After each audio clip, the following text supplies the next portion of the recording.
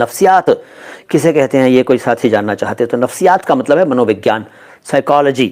اس کا ایگزامپل ہو سکتا ہے کہ انہیں کسی ماہر نفسیات کے پاس جانا چاہیے، کسی سائیکالوجسٹ کے پاس جانا چاہیے۔ ماہر نفسیات سائیکالوجسٹ اور نفسیات سائیکالوجی۔ فرخندہ دراصل فرخندہ تھا لیکن اب وہ فرخندہ ہو گیا ہے۔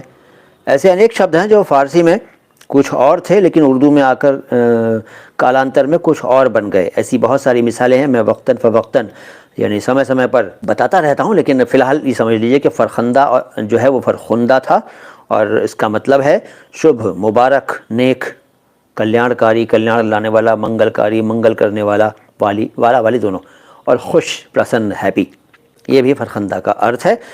لڑکیوں کا نام ہوتا ہے عام طور پر فرخندہ یا فرخندہ، خندہ ہوتا ہے لیکن خندہ ہے، میں نے بتا دیا آپ کو۔